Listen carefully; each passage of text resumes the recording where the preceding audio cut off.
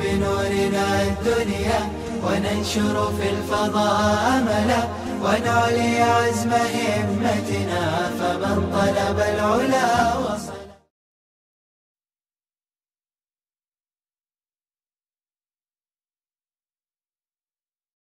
وبه قال حدثنا حفص بن عمر قال حدثنا شعبة عن حميد قال سمعت أنس بن مالك يقول كانت الأنصار يوم الخندق تقول نحن الذين بايعوا محمدا على الجهاد ما حيينا أبدا. مختلف الفاظ اس کے ذکر کیے جاتے ہیں. ما لقینا ابدا بعض حضرات نے کہا اور بعض روایت میں ہے کہ ما حیینا ابدا. حفص ابن عمر سے روایت کرتے ہیں حفص ابن عمر ابن الحارث الحوضی البصری. وہ روایت کرتے ہیں شعبۃ بن الحجاج سے. وہ روایت کرتے ہیں حمید الطویل سے. وہ فرماتے ہیں کہ میں نے حضرت انس بن مالک رضی اللہ تعالی عنہ خادم رسول صلی اللہ علیہ وسلم سے سنا. وہ فرماتے ہیں كانت الانصار يوم الخندق تقول کہ خندق کے دن انصار اپنی زبان سے یہ گنگنا رہے تھے نحن الذين بايعوا محمدا کہ ہم وہ لوگ ہیں جنہوں نے محمد عربی صلی اللہ علیہ وسلم کے ہاتھ پر بیعت کی علی الجہاد ما حیینا ابدا. جہاد کرنے پر جب تک کہ ہم زندہ رہیں گے, جب تک کہ ہمارے جان میں جان ہوگی ہم آپ صلی اللہ علیہ وسلم کے جہاد کی طرف بلانے پر فوراً حاضر ہو جائیں گے. ذرہ برابر بھی ہم اس سلسلے میں آگے پیچھے ہوں گے نہیں. تو فرماتے ہیں کہ بایعو محمدہ یہ ہے کیا ہے امام بخاری کا ترجمۃ الباب کہ بھئی بایعو محمدہ کہ حضرات انصار اس کو پڑھا کرتے تھے. فاجابہ النبی صلی اللہ علیہ وسلم نبی کریم صلی اللہ علیہ وسلم نے ان کے جواب میں کہا فقال اللہم لا عیش الا عیش الآخرہ فاکرم الانصار والمہاجرہ. تو حضور نے فرمایا کہ اللہ حقیقی زندگی تو آخرت کی زندگی ہے. کیا ہے دنیا کیا ہے, آج ہے کل چلے جائیں گے. آخرت کی زندگی ہمیشہ ہمیشہ کی زندگی ہے. تو حقیقی زندگی تو وہی زندگی ہے. پھر حضور نے کہا فاکرم الانصار والمہاجرہ اے اللہ انصار اور مہاجر دونوں کو اکرام اور عزت اور شرافت سے اور بلند مرتبے سے مالا مال فرما. تو آپ صلی اللہ علیہ وسلم نے اس کا جواب دیا. بہرحال امام بخاری کا جو ترجمۃ الباب ہے وہ بایعو محمدہ. اب اس سلسلے میں جیسا کہ کہا گیا اس سے قبل بھی کہ آپ صلی اللہ علیہ وسلم نے اشعار کہے یا نہیں کہے یہ بحث اس سے پہلے گزر چکی ہے, تکرار کی گنجائش نہیں ہے. وبه قال حدثنا اسحاق بن ابراهيم سمع محمد بن فضيل عن عاصم عن ابي عثمان عن مجاشع قال اتيت النبي صلى الله عليه وسلم بابن اخي فقلت بايعنا على الهجرة فقال مضت الهجرة لأهلها قلت على ما تبايعنا قال على الاسلام والجهاد. امام بخاری اسحاق بن ابراہیم سے روایت نقل کرتے ہیں. اسحاق ابن ابراہیم ابن راہوے جو امام بخاری اور امام مسلم دونوں کے اجل استاد ہیں اور انہی کے تشجیع پر امام مسلم نے مسلم لکھی اور امام بخاری نے بخاری لکھی. وہ ہے اسحاق ابن راہوے سے مشہور ہے. البتہ ان کا پورا نام ہے اسحاق ابن ابراہیم ابن راہوے لیکن اشتہر بابن راہوے او باسحاق ابن راہوے. سمع محمد بن فضیل انہوں نے محمد بن فضیل سے سنا. محمد بن فضیل بن غزوان الکوفی عن عاصم وہ روایت کرتے ہیں عاصم بن سلیمان الاحول سے اور وہ روایت کرتے ہیں ابو عثمان عبد الرحمن النہدی البصری سے قال عن مجاشع اور وہ روایت کرتے ہیں مجاشع سے مجاشع ابن مسعود السلمی. ان کا نام ہے مجاشع ابن مسعود السلمی رضی اللہ عنہ. یہ یوم الجمل میں شہید ہو گئے تھے. کب شہید ہوئے؟ جنگ جمل حضرت عائشہ اور حضرت علی رضی اللہ تعالیٰ عنہ کے درمیان نہ چاہتے ہوئے ہوئی. اس جنگ کو جنگ جمل کہا جاتا ہے کیونکہ حضرت عائشہ کو بعض ملعون نے قتل کرنے کی کوشش کر آپ کے اونٹ کے پاؤں کاٹ دیے تھے، اس وجہ سے اس جنگ کو جنگ جمل کہا جاتا ہے۔ فرماتے ہیں اتیت النبی صلی اللہ علیہ وسلم بابن اخی، کہ میں آپ صلی اللہ علیہ وسلم کی خدمت میں اپنے بھائی کے بیٹے کے ساتھ آیا، یعنی اپنے بھتیجے کو لے کر آیا۔ فقلت، اور میں نے کہا بایعنا علی الہجرہ، اللہ کے رسول صلی اللہ علیہ وسلم آپ ہم سے بیعت لے لیجئے ہجرت پر۔ فقال مضت الہجرۃ لاہلھا، تو آپ صلی اللہ علیہ وسلم نے کہا کہ بھئی ہجرت تو ہو گئی، ختم، ویلیڈیٹی پوری ہو گئی اس کی، اس لیے کہ یہ پہنچے فتح مکہ کے بعد۔ حضرت مجاشع جو ہے وہ کب پہنچ رہے ہیں؟ فتح مکہ کے بعد۔ تو فتح مکہ کے بعد تو لا ہجرت بعد الفتح، کہ مکہ اور مدینہ سے ہجرت فتح کے بعد باقی نہیں رہی، کیونکہ دونوں دارالاسلام ہو گئے۔ ہجرت کس کو کہتے ہیں؟ من دار الکفر الی دار الاسلام صیانۃ لدینہ، اپنے دین کو بچانے کے لیے دار الکفر سے دار الاسلام کی طرف ہجرت کرنا، اسے کیا کہا جاتا ہے؟ ہجرت کہا جاتا ہے۔ جیسے آج کو ہندوستان سے اگر مدینہ چلا جائے تو اسے مہاجر مدنی کہا جاتا ہے، اگر کوئی مکہ چلا جائے تو اسے مہاجر مکی کہا جاتا ہے۔ حضرت حاجی امداد اللہ صاحب کو مہاجر مکی کہا جاتا تھا، حضرت مولانا رحمت اللہ صاحب کیرانوی کو مہاجر مکی کہا جاتا تھا، حضرت شیخ زکریا رحمت اللہ علیہ کو مہاجر مدنی کہا جاتا تھا۔ تو کیونکہ یہ لوگ بھی دارالکفر سے گئے دارالاسلام کی طرف، اب وہ دارالاسلام حقیقی ہے، حکمی ہے، وہ بحث کرنے کی ضرورت نہیں ہے، لیکن دارالاسلام ہے۔ تو اب چونکہ مدینہ منورہ بھی دارالاسلام اور فتح مکہ کے بعد مکہ مکرمہ بھی دارالاسلام ہو گیا، تو اب دارالاسلام سے دارالاسلام کی طرف ہجرت کو ہجرت نہیں کہا جاتا ہے، ورنہ تو ہجرت ہی ہجرت ہے، کچھ باقی نہیں رہے۔ تو اسے فرما رہے ہیں کہ مضت الہجرۃ لاہلھا، کیونکہ ہجرت تو جن لوگوں نے اس زمانے میں کی جب وہ دارالکفر تھا ہو گئی، ختم ہو گئی بات، اب کوئی ہجرت کا موقع نہیں۔ قلت علامات تبایعنا، نئے نئے ابھی اسلام میں داخل ہوئے تھے، تو علامات تبایعنا، اللہ کے رسول صلی اللہ علیہ وسلم کس چیز پر آپ ہم سے بیعت لیں گے؟ قال علی الاسلام والجہاد، حضور نے کہا اسلام اور جہاد پر، کہ جہاد ماضی الی یوم القیامہ، وہ تو قیامت کے دن تک کیا رہے گا؟ باقی رہے گا، لہذا اسلام پر اور جہاد پر ہم تم سے کیا لیں گے؟ بیعت لیں گے۔ البتہ ہجرت کا موقع اب نہیں، لہذا ہجرت پر ہم تم سے بیعت لیں گے نہیں۔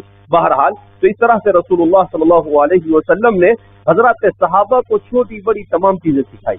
ایک تو صحابہ میں طلب حقیقی تھی، اور دوسری رسول اللہ صلی اللہ علیہ وسلم مربی حقیقی تھے، تو مربا بھی حقیقی تھے اور مربی بھی حقیقی تھے۔ صحابہ بھی حقیقی معنی میں تربیت چاہتے تھے، اور حضور بھی ان کی اسی نزاکت کے ساتھ، اسی باریکی کے ساتھ آپ صلی اللہ علیہ وسلم کیا کرتے تھے؟ ان کی تربیت کرتے تھے، جس کے نتیجے میں ایسے نفوس قدسیہ دنیا نے دیکھے کہ نہ ان سے پہلے کبھی روئے زمین پر ایسے انسان پیدا ہوئے، اور نہ ان کے بعد روئے زمین ایسے انسانوں کو قیامت تک دیکھ سکتی ہے۔ وہ ترستی تو رہے گی مگر کبھی دیکھ سکتی نہیں۔ رضوان اللہ تعالی علیہم اجمعین، اللہ ان سب سے راضی ہو جائے اور ہم سب کو ان کے نقش قدم پر چلنے کی توفیق مرحمت فرمائے۔ باب عزم الامام علی الناس فيما يطيقون، باب عزم الامام على الناس فيما يطيقون۔ وبه قال حدثنا عثمان بن ابي شيبة قال حدثنا جرير عن منصور عن ابي وائل قال قال عبد الله لقد اتاني اليوم رجل فسألني عن امر ما دريت ما ارد عليه، فقال أرأيت رجلا مؤديا نصيصا يخرج من أمرائنا في المغازي فيعزم علينا في أشياء لا يحصيها، فقلت له والله ما أدري ما أقول لك إلا أن كنا مع النبي صلى الله عليه وسلم فعسى ألا يعزم علينا في أمر إلا مرة حتى نفعله، وإن أحدكم لن يزال بخير ما اتقى الله، وإذا شك في نفسه شيء سأل رجلا فشفاه منه، وأوشك ألا تجدوه، والذي لا إله إلا هو ما أذكر ما غبر من الدنيا إلا كالثغب شرب صفوه وبقي كداروه۔ کیسی زبان تھی حضرت عبداللہ بن مسعود رضی اللہ تعالیٰ عنہ کی۔ ساری دنیا کے بلغا حضرات صحابہ کی زبان کے اوپر قربان۔ اتنی پیاری زبان جب صحابہ بولتے تھے تو اس قرآن کی زبان کیسی ہوگی اور اس رسول کی زبان کیسی ہوئی جس پر قرآن کریم کا نزول ہوا. اتنی عجیب و غریب، کیونکہ عربی زبان سے مناسبت ہے تو سمجھ میں آتا ہے. اب آدمی کو مناسبت ہی نہیں ہو تو ایسے ہی سمجھے کہ ایک بھی لفظ سمجھ میں نہیں آیا، معلوم نہیں عبداللہ بن مسعود کیا کہہ رہے ہیں. عبداللہ بن مسعود بہت کچھ کہہ رہے ہیں، سن تو صحیح ابھی تو. بہرحال وبه قال حدثنا عثمان بن ابی شیبہ، روایت کرتے ہیں امام بخاری اپنے شیخ عثمان ابن ابی شیبہ، جن کا نام عثمان بن محمد بن ابی شیبہ ابراہیم العبسی الکوفی، البتہ وہ اپنے دادا کی طرف نسبت کرتے ہوئے مشہور ہو گئے. اب یہ سوال پیدا ہوتا ہے کہ یہ ابا کو چھوڑ کے دادا کی طرف بھی چلے جاتے تھے؟ امام احمد ابن حنبل وہ بھی ان کے دادا ہے، اسحاق ابن راہوے وہ بھی دادا ہے. ابھی بچے تھے تو عثمان ابن ابی شیبہ آئے، یہ بھی دادا کی طرف. تو اب سوال پیدا ہوتا ہے ایسا کیوں؟ ایک جواب اس کا یہ ہے کہ یہ لوگ خود اپنے آپ کو منسوب نہیں کرتے تھے، یہ اپنے آپ کو ایسا نہیں کہتے تھے، بلکہ ان کے تلامذہ ان کو ان کی طرف منسوب کر دیتے تھے. تو ان کا تو کوئی دخل رہا نہیں. دوسری بات یہ کہ ان کے والد کے مقابلے میں ان کے دادا کوئی نہ کوئی ایسی خصوصیت رکھتے تھے جس خصوصیت کی وجہ سے ان کے دادا کی طرف انہیں منسوب کر دیا جاتا تھا. کوئی نہ کوئی ایسی خوبی ان میں پائی جاتی تھی جو ان کے والد کے مقابلے میں دادا میں زیادہ پائی جاتی تھی. تو لوگ ان کی طرف منسوب کر دیے جاتے تھے کہ بھئی یہ تو فلاں آدمی کا بیٹا ہے، یعنی کہ پوتا ہے. تو اس وجہ سے اس طرح سے، اور بعض نے کہا کہ اگر وہ خود بھی اپنے آپ کو منسوب کر دے تب بھی غلط نہیں ہے. کیوں غلط نہیں ہے؟ اس لیے کہ وہ منسوب کر کر یہاں کوئی تدلیس تھوڑی کرنی ہے. یہاں تو پتہ چل ہی جائے گا لوگوں کو کہ بھئی باپ کون ہے. کیوں؟ اس لیے کہ ہمارے محدثین تو کیا خوردبین لے کر بیٹھے ہوئے ہیں، کسی کو بخشنے والے تو ہے نہیں. تو ہو سکتا ہے انہیں اپنے دادا کی کوئی ایسی چیز، ایسی صفت اچھی لگی ہو کہ جس کی وجہ سے انہوں نے اپنے آپ کو ان کی طرف منسوب کرنے کو مناسب سمجھا. اس وجہ سے کیا کرتے ہیں، وہ منسوب کر دیتے ہیں. اور حدثنا جریر عن منصور، وہ روایت کرتے ہیں جریر سے مراد جریر ابن عبد الحمید بن قرط الضبی الکوفی. وہ روایت کرتے ہیں منصور ابن المعتمر الکوفی سے، اور وہ روایت کرتے ہیں ابو وائل شقیق بن سلمہ الکوفی سے، اور وہ روایت کرتے ہیں حضرت عبداللہ ابن مسعود رضی اللہ تعالیٰ عنہ سے. حضرت عبداللہ بن مسعود رضی اللہ تعالیٰ عنہ فرماتے ہیں اتانی اليوم رجل، کہ آج ایک شخص میرے پاس آیا.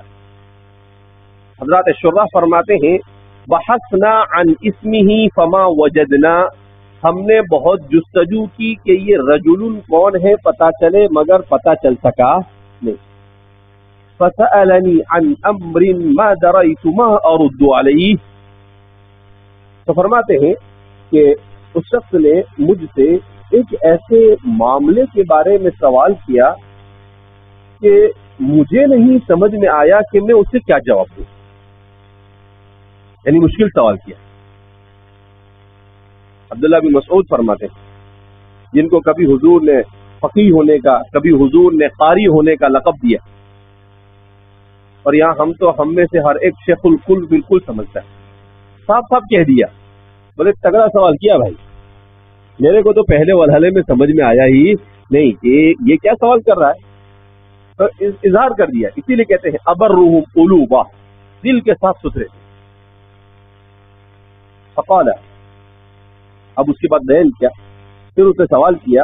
کیا سوال کیا اس کو بیان کرتے ہیں حضرت عبداللہ بن مسعود کہ اس شخص نے کہا ارأیت رجلا مؤدیا نشیطا، کہ اے عبداللہ ابن مسعود رضی اللہ تعالیٰ عنہ، کہ آپ کی کیا رائے ہے کہ ایک آدمی وہ جو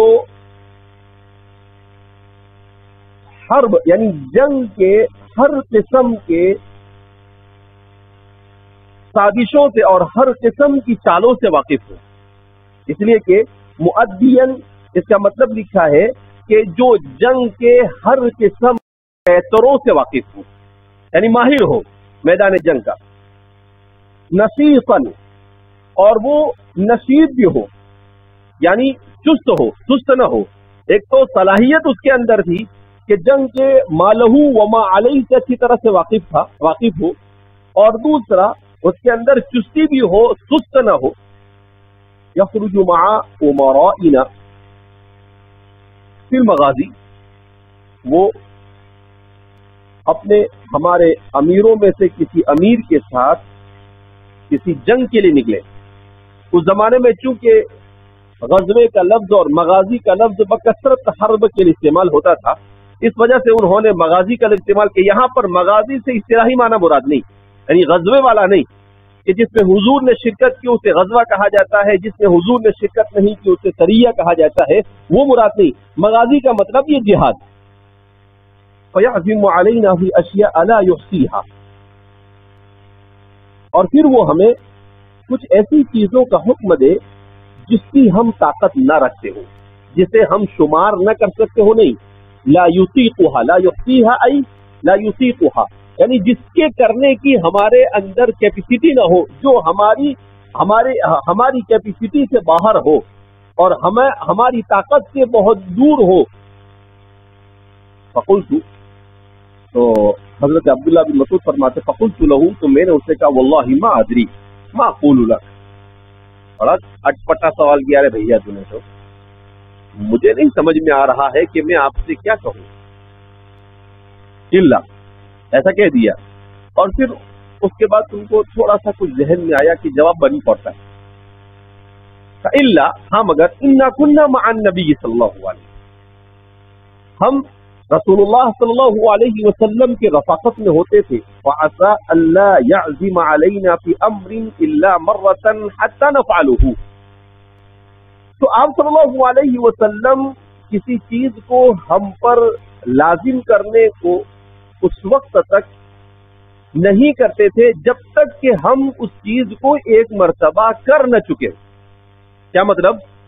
کہ کوئی مشکل کام حضور سڈنلی ہمارے اوپر لازم نہیں کرتے تھے کہ یہ کرنا ہی پڑے گا تم کو، بلکہ جب تک کہ صحابہ میں سے کچھ لوگوں نے وہ کام انجام نہ دیا ہو، اس کی نظیر پہلے نہ ہو چکی ہو، وہاں تک کہ حضور کوئی مشکل کام کا براہ راست فوراً حکم نہیں دیتے تھے.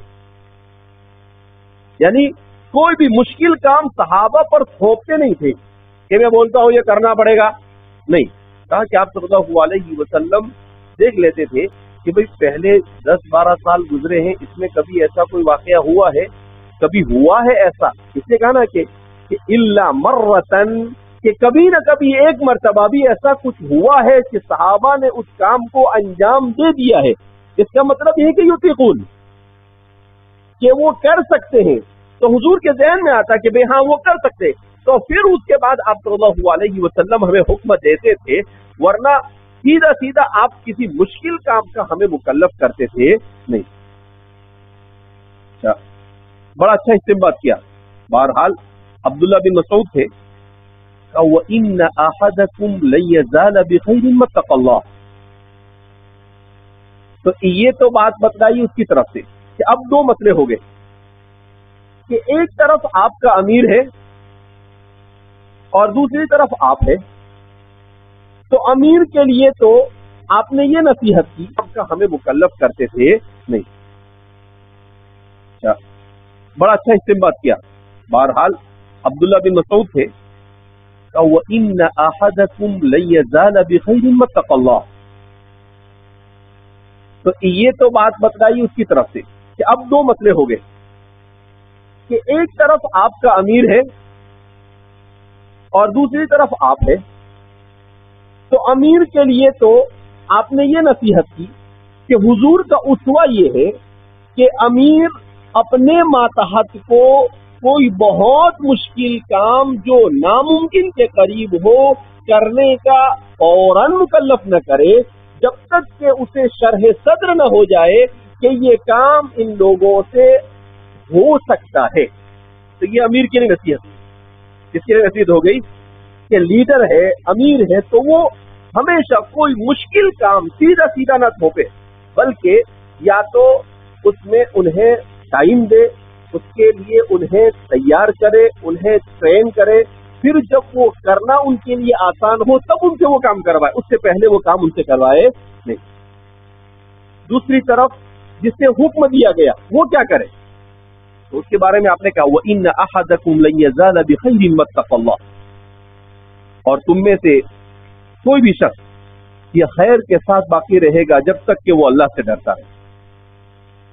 کیا مطلب؟ کہ امیر نے کہہ دیا تو مشکل ہے، ناممکن کام نہ ہو، مشکل ہو، مگر امیر نے کہہ دیا تو تقوی کا تقاضا یہ ہے کہ اسے انجام دے۔ تقوی کا تقاضا کیا ہے؟ اسے انجام دے۔ وَإِذَا شَكَّ فِي نَفْسِهِ، اور اگر اپنے دل میں کوئی شک پیدا ہو، کیا مطلب؟ کہ امیر نے کسی کام کا حکم دیا اور آپ کے دل میں شک ہے کہ یار یہ لا یکلف اللہ نفسا الا وسعها والا ہے یا اس سے باہر ہے، تو اب اس صورت میں آپ کیا کریں؟ کیونکہ آپ کے لیے مسئلہ ہو گیا کہ ایک طرف امیر کا حکم ہے اور دوسری طرف تکلیف مالا یطاق جیسا کچھ آپ کو سمجھ میں آ رہا ہے کہ تکلیف مالا یطاق ہو رہا ہے، ایسی چیز کا مکلف کر رہا ہے ہمارا امیر جو ہماری استطاعت اور قدرت سے باہر ہے۔ تو کہا کہ ایسی صورت میں آسان راستہ کیا ہے؟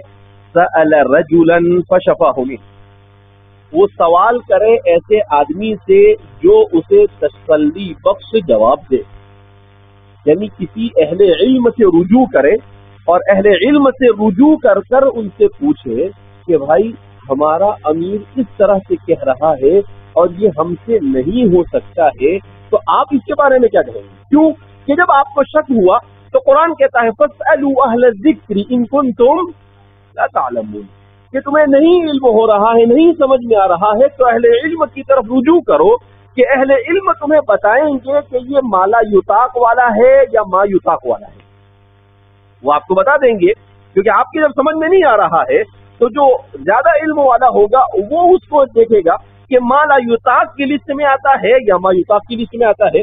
اسی لیے کہا ایسے آدمی سے پوچھو جو آپ کو تسلی بخش جواب دے سکے، فَشَفَاهُ مِنْهُ، وہ اس سے شفا یاب ہو جاوے، یہ ترجمہ نہیں کریں گے، ہاں یعنی اس سے تسلی بخش جواب اسے حاصل ہو جاوے ایسے آدمی سے۔ وَأَوْشَكَ أَلَّا تَجِدُوهُ، حضرت عبداللہ بن مسعود رضی اللہ تعالیٰ عنہ فرماتے ہیں وَأَوْشَكَ أَلَّا تَجِدُوهُ، اور ان قریب ایسا زمانہ آئے گا کہ تمہیں ایسے لوگ بھی نہیں ملیں گے۔ وَأَوْشَكَ أَلَّا تَجِدُوهُ، اور ان قریب ایسا زمانہ آئے گا کہ ایسے اہل علم جو تمہیں واقعتاً ما یطاق اور مالا یطاق کی تمیز کر کر بتا سکے اور تمہیں تسلی دے سکے گا، ایسے لوگ بھی نہیں ملیں گے تمہیں۔ والذی لا الہ الا هو ما اذکر ما غابر من الدنیا الا كالثغب شرب صفه وبقي كدره، کیسی زبردست زبان استعمال کی، واللہ الذی لا الہ الا هو، اس ذات کی قسم جس کے علاوہ کوئی معبود نہیں ہے، ما اذکر ما غبر من الدنیا، کہ دنیا سے وہ لوگ جا چکے ہیں میری اپنی معلومات کے مطابق، الا كالثغب، یعنی اچھے اچھے لوگ دنیا سے چلے گئے، کیا کہہ رہے؟ ما اذکر ما غبر من الدنیا، کہ جو اچھے لوگ تھے وہ دنیا سے جا چکے ہیں، الا كالثغب، ہاں مگر یہ کہ ثغب باقی رہ گئے۔ کس کو کہتے ہیں؟ الثغب کہتے ہیں الغدیر کو، کس کو کہتے ہیں؟ غدیر کو۔ غدیر کس کو کہتے ہیں؟ غدیر کہتے ہیں گھڑے کو، کنواں نہیں، گھڑا، یعنی کنویں سے کم، کنواں تو زیادہ گہرا ہوتا ہے، کنویں سے کم گہرا ہو اسے غدیر کہتے ہیں۔ تو شریب صفہ، کہا مگر یہ کہ ایسا ہے کہ مجھے جو نظر آ رہا ہے، حضرت عبداللہ بن مسعود فرماتے ہیں کہ شریب صفہ وبقی کدرہ، کہ گھڑے میں صاف ستھرا پانی جو تھا وہ ختم ہو گیا ہے، وہ پی لیا گیا ہے، یعنی وہ ختم ہو گیا، وہ بقی کدرہ، اور جو گدلا پانی تھا وہ باقی رہ گیا، اور جو گدلا پانی تھا وہ کیا ہو گیا ہے؟ باقی۔ کیا مطلب؟ کہ اچھے لوگ چلے گئے اور جو نہیں اچھے ہیں وہ باقی رہ گئے، گدلا پانی باقی رہ گیا۔ مطلب کیا ہے؟ جو نہیں اچھے ہیں، جن میں علمی صلاحیت ایسی نہیں ہے، وہ باقی رہ گئے. کہا یہ زمانہ وہ ہے. مع ان ابن مسعود توفی فی اواخر عثمان بن عفان رضی اللہ عنہ. یہ بات کہہ رہے ہیں حضرت عبداللہ ابن مسعود، جبکہ عبداللہ ابن مسعود کا انتقال حضرت عثمان ابن عفان رضی اللہ تعالیٰ عنہ کے خلافت کے دور کے اواخر میں ہوا. حضرت عثمان کے دور خلافت کے اواخر میں ہوا. 10 میں حضور کا انتقال ہوا، 12 میں حضرت ابوبکر کا انتقال ہوا، اس کے بعد 22 میں حضرت عمر کا انتقال ہوا، اور 34 میں حضرت عثمان کا انتقال ہوا. حضرت عبداللہ بن مسعود کی سن میں وفات بیان کی جاتی ہے سن ہجری 33. کیا بیان کیا؟ سن ہجری. تو سن ہجری 33 سے پہلے ہی آپ نے بول دیا. کیوں؟ اس لیے کہ بدریین میں سے بڑی تعداد کا انتقال ہو چکا تھا، بیعت رضوان میں سے بھی بڑی تعداد کا انتقال ہو چکا تھا. تو جو کبار صحابہ تھے ان میں سے بڑی تعداد کی دنیا سے کیا ہو چکی تھی؟ جا چکی تھی. تو اس وجہ سے آپ نے کہا کہ اب تو ایسے لوگ بھی باقی نہیں رہے. تو کوئی ایسا کہے کہ عبداللہ بن مسعود نے یہ نا امیدی والی بات کیوں کہی؟ نہیں، عبداللہ بن مسعود نے اتنی پیاری زبان میں نا امیدی کی بات نہیں کہی. عبداللہ بن مسعود نے اس شخص سے یہ کہا کہ بھائی ہر کس و ناکس پر بھروسہ مت کر لیا کرنا، اس لیے کہ جس دور سے ہم گزر رہے ہیں اس میں کم علم والے زیادہ ہے اور زیادہ علم والے کم ہے. تو جس سے پوچھے تو سوچ سمجھ کر کہ واقعتاً یہ کثیر العلمی غزیر العلمی ہے یا نہیں، اس کے بعد پوچھو. اٹھا پٹک کسی کے اوپر بھی آنکھ بند کر کر بھروسہ کر کر پوچھنا شروع مت کر دینا کہ پھر وہ آپ کو کچھ غلط سلط جواب دے اور آپ کچھ غلط سلط کرو. اس کا مطلب کیا ہوا؟ سائل کی بھی ذمہ داری بنتی ہے کہ سائل اٹھا پٹک کسی سے بھی نہ پوچھے، بلکہ سائل جس سے پوچھ رہا ہے اس کے بارے میں پہلے بھروسہ اور اعتماد حاصل کر لے کہ یہ شخص معتمد اور معتبر ہے اور واقعتاً علم ہے اور اس کے اندر ربانیت پائی جاتی ہے، تب جا کر اس سے پوچھے. ورنہ ہر کس و ناکس کو پوچھنا یہ انسان کو آزمائش اور فتنے میں مبتلا کر دے گا. کیونکہ ایک کچھ کہے گا، پھر دوسرے ادھورے کو جا کر پوچھے گا، وہ دوسرا کچھ کہے گا، پھر تیسرے ادھورے کو جا کر پوچھے گا، وہ تیسرا کچھ اور کہے گا، اور پھر آپ سر پکڑ کے بیٹھے گا. چلا یہ بولتا ہے، یہ بولتا ہے، یہ میں کہاں جاؤں؟ بولے لٹکا کے مر جا. تو کہا اس سے بہتر یہ ہے کہ آپ مزید کنفیوژن کا شکار ہو. اس سے بہتر یہ ہے کہ آپ معتبر اور مستند آدمی کو ڈھونڈ کر اس کو پوچھے. اس کے علاوہ لوگوں کو کسی پر بھی اندھادھند اپنے دینی سوالات کو پوچھنے کا اپنے آپ کو التزام کرے نہیں.